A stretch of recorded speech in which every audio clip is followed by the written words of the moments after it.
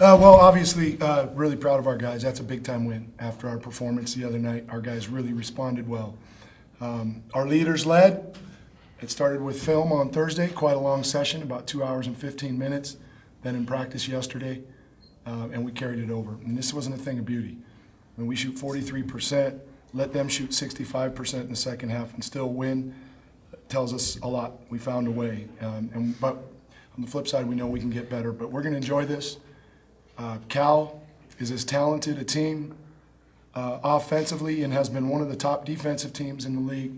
So for our guys to respond this way was incredible, especially the second half. We didn't panic. We knew they'd probably make a run.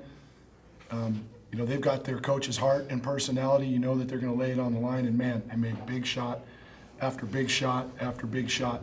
But our guys responded too, and we made big shots when it counted. We made free throws in the second half, and so super proud of our guys' effort. And we had a lot of guys contribute. That was a huge team win, overall team win for the Beavers.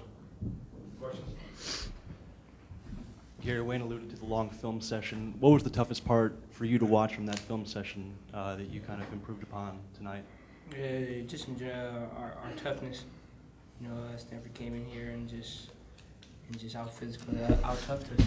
In the glass, loose balls, in every perspective. So that was one of the biggest things we had to get back to, was just being tough. And when you went with a super small lineup for a lot of the second half, kind of what was the benefit that you saw there? Well, actually, we went with a big lineup when they first went small in the second half to pound it at them. And then Drew picked up his third, and they were small, so we played, I think, Olaf and Jarmal together for a minute, but then Olaf got his, and then we decided to play Jarmal at the 5 because we knew they were small and were going to look to attack us. We did a pretty good job, but holy smokes, we had some breakdowns in our zone because we knew they were just going to drive it, get to the rim, or get to the free throw line. So we had to try zone. And, we just had some miscommunication with some of our guys, and they made us pay with some really tough threes. But offensively, we wanted to spread them out when they had one big in the game and take advantage of our guys that could either shoot on the perimeter or take their bigs off the dribble. And we made some nice plays. The guys, they really were they were focused with that plan and made some big plays for us. We ran an isolation for Jarmal. Shea did a great job of slipping, sweet little pass over the top. Stevie hits a big three. Guys just kept making plays. Trey just threw that one in over the backboard somehow, and then we made free throws and pulled it out. But we can get better defensively, but gosh, I was proud of our guys for hanging in there, showing some grit and toughness when we could have folded, when they made all those tough shots to get back into the game, and we didn't do it. We weren't going to let it happen. You mentioned Trace's shot from the corner, and basically his time's expiring on the shot clock. Is that the biggest shot of his career at this point? Here, probably, yeah, probably. Saved me. Yeah, he's a guy that wants to try to get to the hole and get to the free throw line, but there wasn't enough time. So as he shot fake and put it on the floor, I'm like, you got to shoot it. And I've seen him play more than anybody on our team, and he's hit shots like that, obviously at a different level. So it didn't really surprise me. And I'm sure, my wife will say the same thing. But I was more proud of, the rebounds and the free throws, and we'll learn from some of our defensive miscues. But all in all, how about Stevie's steal? He got his hand on the one in transition, threw it ahead to Trace. Just one guy after the other kept making plays for us, and that's what really gets you to feel good about what we're doing. We'll accentuate the good things, learn from the others, but it was a great team win. And we told the guys that didn't get a chance to play much, guys like Derek Bruce. Olaf didn't play down the stretch. That's the strength of our team. We have depth. And be ready and stay positive, because we'll call on you next time and you'll make the same contributions that the other guys did the night before. Yeah, Wayne, a little bit more on that. 10 players scored, you had 11 players play. I mean, this might maybe, considering how big a game this was, maybe the best all-around game with everyone contributing? Yeah, I think so, especially offensively. Again, I'm not excited about our defensive numbers, but we'll get better there. This was a big-time response with our back against the wall early in the season. And the one thing we reminded the guys, we didn't handle success very well after the Oregon game. So let's keep, stay humble and hungry, keep that chip on our shoulder, and now we need to try to go and get better, and then get ready for Colorado, who's pretty dang tough. And Gary, and you and Stephen, if you could, just talk about having the ball down the stretch and making big shots. And are you feeling pressure at that point, or is it just something you've done so long that it's just routine for you at this point? No, it's just being strong with the ball. We know they're gonna swipe down and try to poke it. It's just being tough with the ball and just having confidence down the game and make plays. It's about being aggressive and being confident. We knew that we were in the bonus, that they were to foul us, so it's about attacking and drawing fouls down the stretch and hitting free throws. Stephen, on that inbounds where the reverse layup with 1 second on the shot clock, did you see a lane? Did it all just happen, or could you kind of see something you went for it? Yeah, I think originally I was supposed to go out to the corner, but the guy that was guarding me, he jumped and read the play, so I just backdoored and flicked it up with 1 second left, and good thing it went in. And Coach, when did you know that the team was responding to what you worked on as far as physicality and rebounding in this game, based on what you worked on between Stanford and this game? Couple of early possessions. Our bigs went and initiated contact. Langston went and just wiped out Ivan Rabb early in the game right in front of our bench. And that's when we knew, okay, they got the message.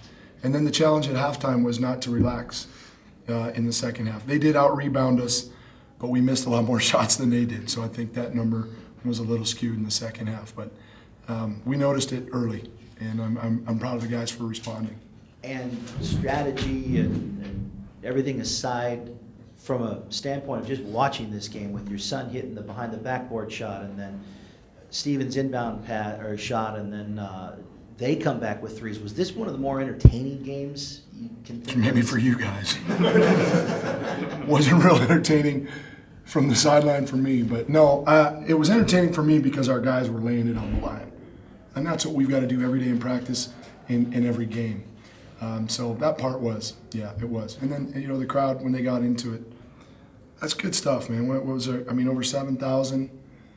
It's fun what our guys are starting to build, and they're earning everything, that's coming their way because they're staying together, they're working their tails off, and they're great kids. Stevie, obviously Cal's freshman, very highly rated, and they had 30 points between Brown and Rabb, but you and Trace had 26 just by yourselves also. Did you feel like your guys' freshmen with Drew and the other guys matched, even outplayed Cal's freshmen? They have some very talented freshmen, and we also have some very talented freshmen. It was just about knowing the game plan, knowing their strengths, and trying to take them away. They got to the foul line a lot. That's something we got to work on, and I think both groups of freshmen played pretty well. Gary, this has proven to be a pretty competitive Pac-12 here in the first couple of weeks. How important was it just to bounce back and avoid that 0-2 in the weekend here? It means a lot. You can't. I don't think you should give up two, especially at home, back to back. So we just got back to what we did on Sunday, be physical and be the one to initiate the contact, and just come out and lay it all on the line. Wayne, if you could just talk a little bit about coming on the road coming up this week, and I know that you've done well on the road so far. Last year, I don't think the team got one on the road in Pac-12 play, so how key is this coming up? We got Washington State. Oh, sorry. We did. I was almost going to believe you. I was almost going to believe you. No, it's key. Just like our first home game, Gary, we wanted to come out and set the tone. And so now this is our first road game. So let's go set the tone on the road that we're a different team than we were a year ago.